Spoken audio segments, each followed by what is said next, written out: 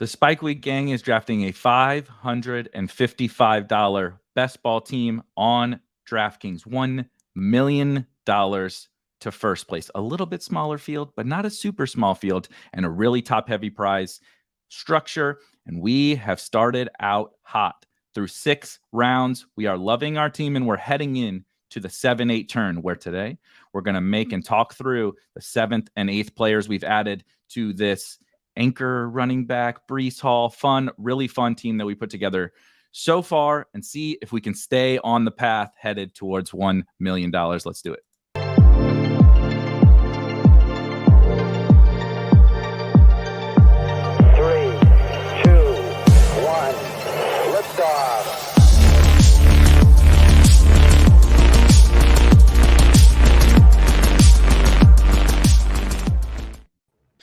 All right, guys, we're back building out this sick $555 DraftKings best ball team.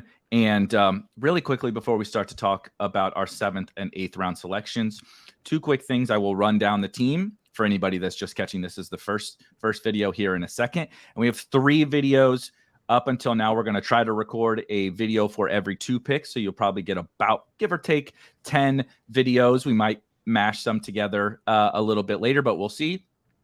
And also, full disclosure, this draft is moving like the fastest slow draft I've ever participated in. And we have 4 different people across 3 different time zones trying to put it all together. So we have actually made the 7th and 8th round selections, but there's been tons and tons of discussion between all 4 of us behind the scenes about how we landed on these players. And so we're going to kind of talk through our general process really quickly before I start to pass it around to all of these guys, where we stand heading in to the 7th round. Our quarterback, Justin Fields, who we got something like 12 or 14 picks after ADP in the 5th round, was very nice. Breece Hall is our lone running back thus far. Tyreek Hill was our 1st round pick, who fell to the 108. Bless the best ball gods for getting us Tyreek Hill. We took Garrett Wilson in the 2nd round and Deebo Samuel in the early 4th round. Another pretty good faller there from Deebo. And then we swung for the fences in the last video. You probably heard us really debate actually that 6th round pick. And we pretty much knew we wanted one of those wide receivers, and we decided to swing for the fences with Kadarius Toney. So we're heading into the 7th round here. And just really quickly, I do want to go around the room, since we kind of haven't talked for a little bit, and a decent amount of picks have passed, including the 7-8 turn here. Any takeaways from you guys on our team? I know we all love it, but any takeaways for you guys on our team, thoughts on how we want to build moving forward, and just like generally with, you know, maybe the room that we're in, or anything like that in terms of this tournament? B. Kurt, we'll pass it to you first. I'm very excited about kind of how we structured our draft with Breece as the anchor. I think that's really setting us up construction-wise for a way I enjoy building on DraftKings, where I'm emphasizing elite wide receivers, maybe elite tight end, elite quarterback, maybe sprinkling 1, maybe 2 running backs, you know, in the first 8 rounds.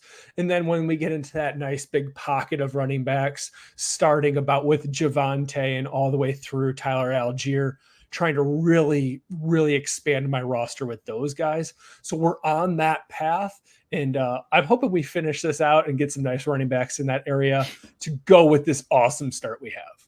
I agree. Trev, what do you think? I mean, I wish we got to Galaxy Brain a little more, but we're just getting the picks. They're just falling into our lap. In the 7th, we were kind of debating like 1 pick before us, and then Goddard went, Waller fell into our laps. It's like, okay. And it's been a lot of just BPA. I guess the Toney pick was the one where we had a little debate. Yeah. Okay, who's got the ceiling here? You know, they could just kind of shit the bed, but let's just go for it. And other than that, it's just been like, it's a sick draft, man. I love it. It's great. Silas? Yeah, kind of going off Trev's thing. Like, we really haven't had to have too much discussion because we've all been in love with the players that have been available at our picks. You know, it'll be interesting to see how we kind of round out the end of this roster, because I feel like we've shot for the moon right now. You know, a lot of the players have very solid floors, but also have massive, massive ceilings. So, you know, how are we going to continue that with, you know, only having 1 running back and, you know, having pretty much 3-4 really good wide receivers to start? Totally. And that is the funny thing. We've kind of talked about that a little bit on some of the previous videos where we're definitely drafting high upside players, but we didn't do anything crazy in terms of ADP reaches, right? Or weird constructions. Some people may dislike. I totally agree with what B. Kurt said on kind of there is no such thing as an optimal construction, but if I had my druthers in kind of every single draft, I would be able to get some form of elite running back upside, maybe one or two of those, but I'm going to take advantage of kind of what the rooms will give us, which we'll see here through our next handful of picks, what they've given us at wide receiver, even being able to get an elite quarterback like we did, an elite tight end, like where we may or may not be doing here in just a second. But like, we just took the best player available almost every single time. And there was almost like, even if people wanted to debate, it's like, you could, I guess, debate Breece versus, and I think then even like Ramondre went right before that, right? There wasn't even like a crazy debate. Now, today, as we're recording this, we get news, I know Breece, it was seemingly bad news for like 30 seconds. And then today comes out, he was just clocked running 23 miles per hour. So I think he's doing just fine. Health wise, he's not pulling a Dobbins. I don't think you can run 23 miles per hour like Dobbins was running last year. So everything is just lining up really well. And heading into this seventh pick, kind of as Trev started to allude to. So we've obviously taken Justin Fields, and I'll go through some of the guys who were on the board here. Since we've taken Justin Fields, there's no real reason to take a quarterback, I don't think, at this particular cost, and just given the kind of ADP of the quarterbacks that were available, best quarterback available being Deshaun Watson, who doesn't fit our team necessarily, other than Browns versus Jets week 17. But we're not really worried about that without having any actual Browns that we're stacking Deshaun Watson with Tua, who we'll probably get to in a future discussion. Dak Prescott, right? These guys don't dislike any of them, but just didn't necessarily fit particularly at this pick. Running back, we talked about, we took Breece. We have a little bit of flexibility if we wanted to. I believe Dameon Pierce was the top running back on the board here, who was a little bit of a faller. We even behind the scenes made a little bit of a case, should we dabble in the Dameon Pierce area, but we were discussing that there was really no other running back, I think, for any of us that was available there. James Conner, Dalvin Cook, Rashad White. I don't really love them. Yeah, but like, I'm not gonna shit on anybody if you like those guys, but no running backs really stood out at this pick. What we were really sweating is there's a big wide receiver group here that we all kind of like, a ton of them. So we were definitely interested in wide receiver here. Treylon Burks, George Pickens, Jahan Dotson, Brandon Cooks, Elijah Moore, Cortland Sutton, lots of guys that were all the Ravens guys, lots of guys that we are interested in at wide receiver. What we were really, really, really sweating was the potential to add an elite tight end to this build, knowing that the wide receiver, we don't love the running backs, we don't need a quarterback, and there's a bunch of wide receivers still available that we like. There were two tight ends. The pick before us, both Dallas Goedert and Darren Waller on the board, and the guy before us takes Dallas Goedert. So Darren Waller kind of lands in our lap. 6 picks past ADP, fits our structure that B. Kurt and everyone has been talking about here. And really quickly, I think we all just, like, as has happened in almost every pick except Kadarius Stoney here, kind of just all snap called Darren Waller. It makes too much sense, and I'm going to go the opposite direction because I know Silas is really excited for Darren Waller, and he's really grown on me as the summer has gone on. But with him here, he seemed like the slam dunk. Silas, is that kind of what you were thinking with Waller as the pretty clear number one? Yeah, I mean, you get him at a onesie position, and we know the Giants brought him in to pretty much be their wide receiver upgrade this year. Like, we could see him be the guy that gets 125 targets in a Daniel Jones and Brian Daboll offense. And he's going to be heavily utilized, especially in the red zone. That wide receiver core was definitely bare bones last year when it's led by Isaiah Hodgins off the street and Darius Slayton, who's 5'8". So injecting Darren Waller, who we saw a couple years ago be pretty much break the slate in fantasy, was my for sure pick. Trev? Yeah, I absolutely love him. I know my thing was there was only 2 guys after us of the 4 who didn't have tight ends, so I was in between. I was like, I think we could try to push it, see if Goddard or Waller comes back. Goddard goes. I'm like, well, there we go. We're probably not pushing it through, so we'll just take him. I mean, he's wearing number 12 now. I think he's basically just a wide receiver at this point. let's be real. There's So some hashtag analysis. He's wearing a number in the to 10 to 20 range. I agree. I wore number 13 as a defensive back in college, and I'm telling you that the numbers in that range just look swaggier out on the field. 89 or whatever the hell, 83. Is he 83 on the Raiders? Like, yeah, you can't. You're not an elite tight end, no matter how many targets you get with number 83. But 12. Now we're talking. Yeah, so it was pretty easy for me. I love him, and basically everything Silas said, I'm just echoing. But yeah, Bernie, what do you think? I thought you guys were all crazy, to be completely honest with you. We're sitting there one pick before, and the guy's taking most of the clock, and where there's like, let's try to push Goddard or Darren Waller around the turn, and I'm like, you guys are nuts. This is DraftKings. You can't do that. I'm like holding it back, like I'm figuring like one of them's probably going to go. We probably don't need to have this argument, but I'm like, because even if I'm one of the guys with a tight end behind us on the turn, like Dallas Goddard 15 picks after ADP, I'll throw him on my roster to be a second tight end to be done at the position. So I did not have that confidence of maybe we should try to push these elite tight ends around the corner, but it all worked out and we are all happy. So I'm cool. It's very nice when we waste a lot of time discussing those things and they don't end up mattering, which tends to happen a lot in the slow drafts. We start planning these picks out, right? Silas sends us, we're drafting from Silas's account and sends us a few, so we can start mapping these things out ahead of time, right? 3-4 picks, and we're okay. Well, if this guy's here, if that guy's here, or whatever, and we spend hours debating these things, and then we've gotten on the clock in 6 of 7 times, and we're like, oh, we really didn't even need to talk about this. We all just totally agreed. Goddard goes, makes it really easy for us. That's like, I don't want to say that's the dream, because you would like to have all the best options available to you. But in terms of making it really simple and straightforward in drafts, I'll find myself sometimes being like, oh my God, I don't know exactly how I want to do this. I could make a case for multiple guys. And then when the guy in front of you takes the other one you're making a case for, it is very nice. And the only other thing I'll add is Trev was definitely pushing to push the tight ends around the corner so that we could get both of them sniped from us and take Chig later. Let's just be totally honest about that. Just get that out of the way. But we decide on Darren Waller with the 7th pick. So now we have our elite quarterback in Justin Fields. We have our elite tight end in Darren Waller, who I was also just going to add to what you guys all said about Waller. Totally agree. But it feels to me like Daboll. So Daboll and the Giants, and formerly the Bills when Daboll was there, and the Chiefs, as well as maybe Eagles, couple other teams or whatever. But the Bills seem to have taken kind of the Chiefs' approach to team building on offense, build up the offensive line. Daniel Jones is not Patrick Mahomes. Obviously, I assume that at some point in the long term, they would love to really get an actual kind of star quarterback, but he played pretty well last year. And I think Daboll probably thinks he can mold some of these guys like he did Josh Allen. But the wide receiver superstars have become so expensive, and you also have to generally pay them when they're closer to the end of their career. Tyreek Hill, as an example, the Chiefs traded him in the middle of his prime, right? We saw he's still Tyreek Hill last year, no matter where he plays. But you have to pay him a ton of money, and the career is, coming close to an end.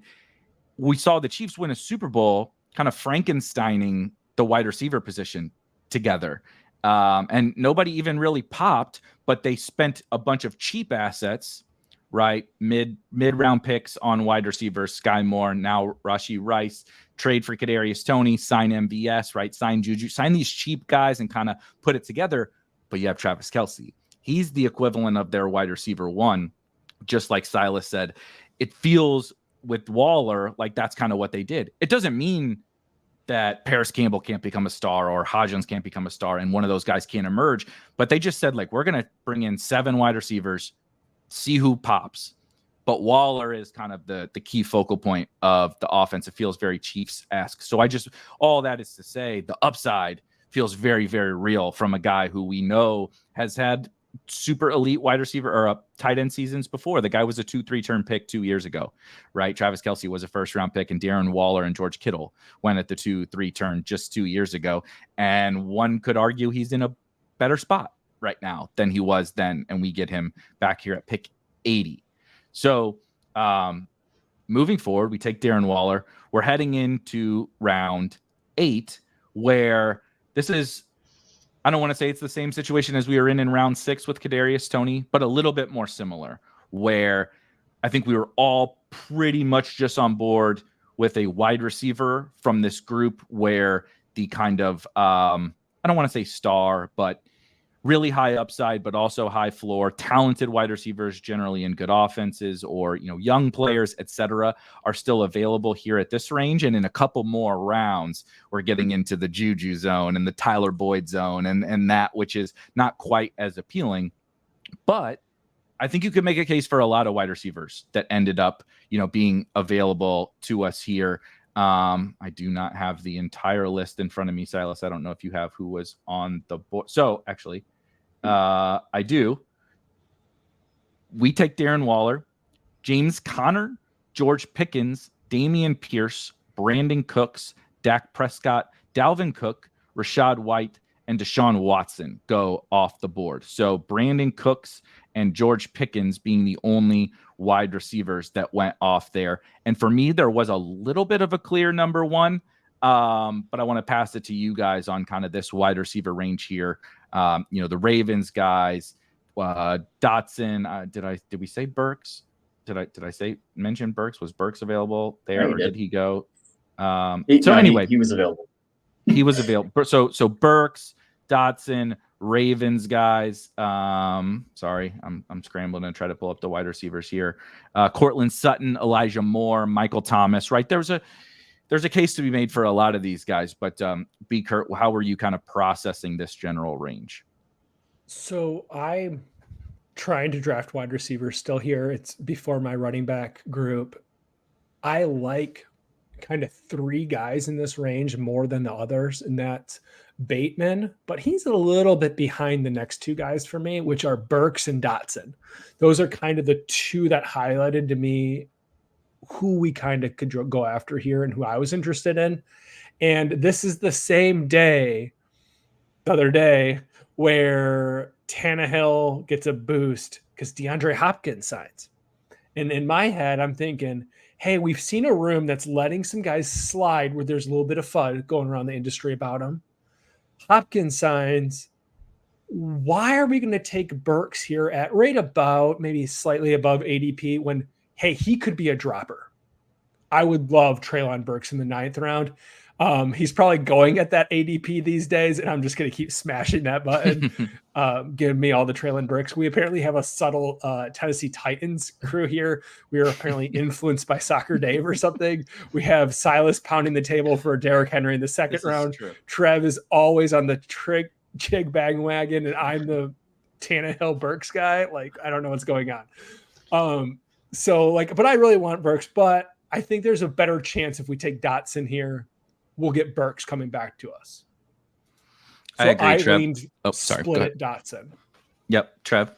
Yeah, it was between Dotson and Bateman for me. I think Bateman and Flowers, their ADP is pretty low on DraftKings. So I was just figured there's 2 of them. Maybe one of them comes back, you know, and I think Dotson had already fallen past ADP. We have Debo. We spent an early pick on him. So for me, it was pretty simple. And I was also thinking, you know, Sam Howell, late round QB, that's always an option if we grab Dotson here. So I thought like it was between those 2, and I think Dotson probably just a little bit safer. McLaurin's there, the quarterback situation's not great, but you know, if Odell is decent, then Bateman's competing with Flowers, Odell, and Mark Andrews. Lamar's going to be running. They have Dobbins, who's probably, hopefully healthy now. So I just figured, you know, we have the correlation, and let's just go for it with Dotson. Silas. Yeah, so Dotson was past ADP, kind of made my decision for me. And the wide receiver tier itself is pretty flat, especially on DraftKings. You know, I'm interested in Flowers, I'm interested in Bateman, I'm interested in Burks. Kill me because I'm interested in Michael Thomas, and you know, you can even talk me Elijah Moore. But you know, with Dotson being an ADP value, kind of seemed like it was the right one. We'd kind of gotten everybody we wanted to come back to us outside of the last round where JSN and Addison didn't come back, so we picked Waller, who you know I'm not hating about at all. So I kind of figured we'd probably get another wide receiver to come back. So it was just like take the value and keep running. Yeah, it is kind of funny. It's a little similar, but in a different way to the kind of Waller pick where everything else, there are guys that we can draft later that are similar. It's not to say we didn't like.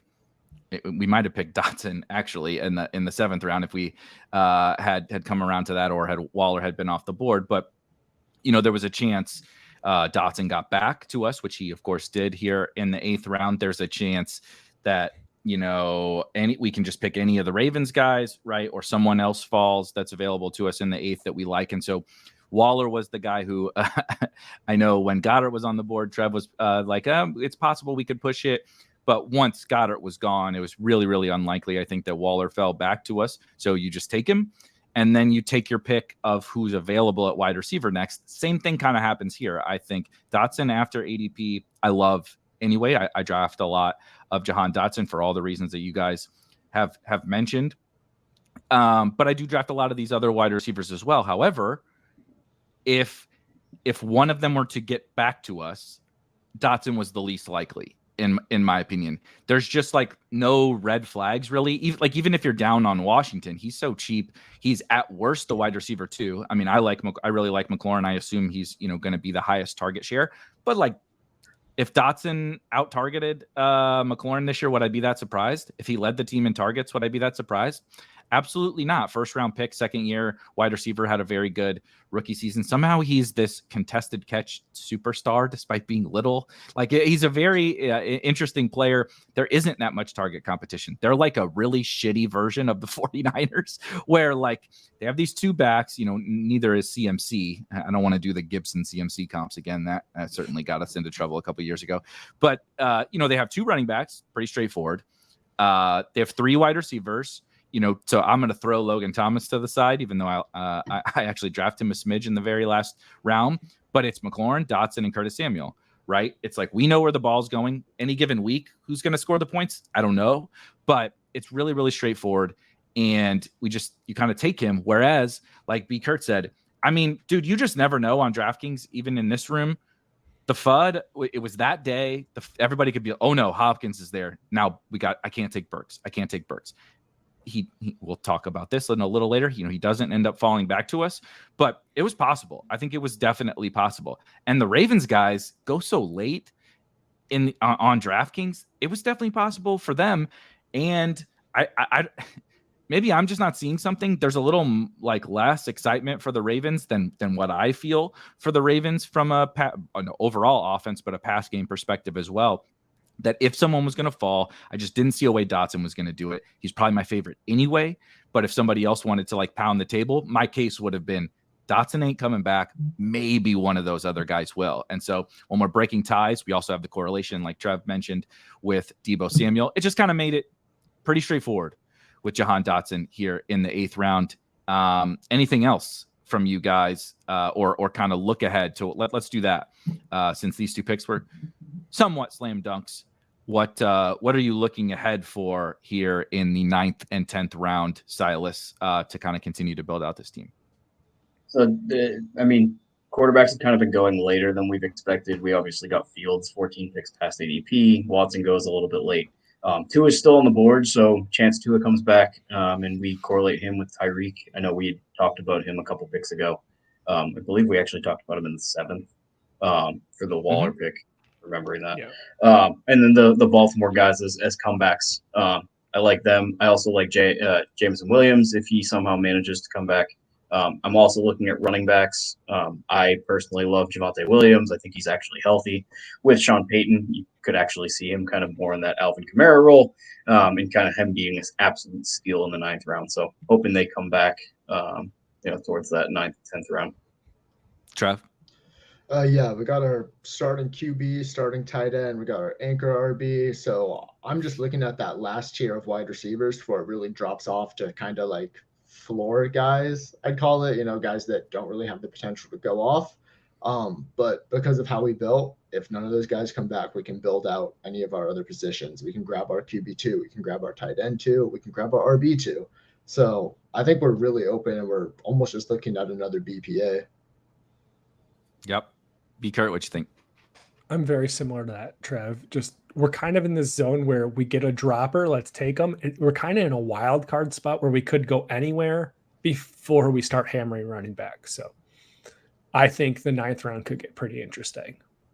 Definitely. And the only thing I will add is I think, knock on wood, it never goes this way. And in the Bulldog, everything was going completely perfectly, and it went a little off the rails at the end of the draft. It was still a good team. I'm still very excited for that team, but some of the things we had planned to do didn't ultimately perfectly work out. But I think one of the big reasons why this like structure and the strategy that we put into place, particularly on DraftKings, like Bernie mentioned earlier, is the flexibility it allows you to do what Silas and Trev and all you guys just said.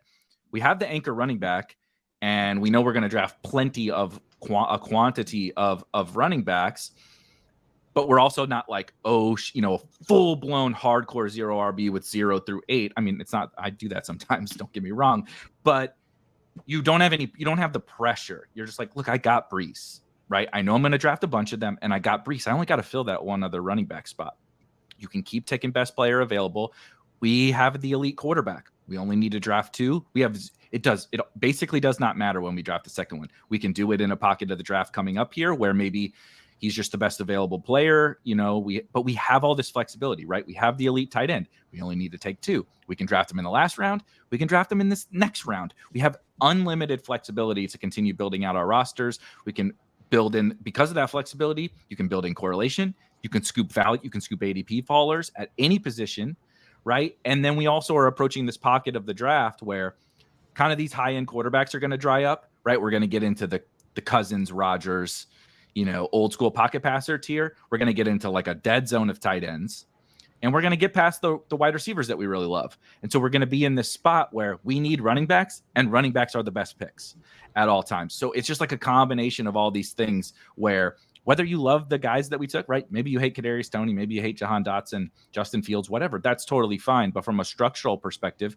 you could take those guys out and put your guys in there at those other positions, and you're still set up really, really well to kind of continue to build this team out. So we've scooped value. We've drafted players I love, which is always nice.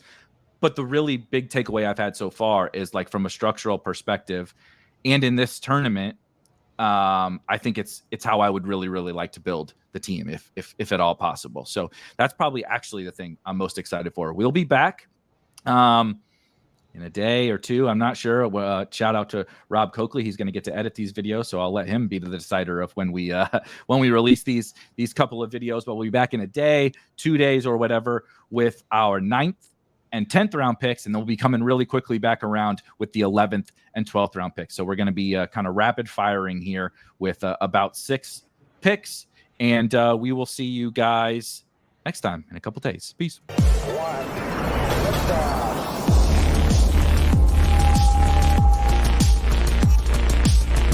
Woo! Those were some spicy takes. Want to stay up to date with all of the other spicy takes we're going to have over here at Spike Week? Why don't you press that subscribe button below? You turn notifications on, we draft a team, boom, you know about it. We have another spicy take, boom, you know about it. You can be there, you can draft with us. You want to stay up to date? That's how you do it. All right, we'll catch you later next time here at Spike Week.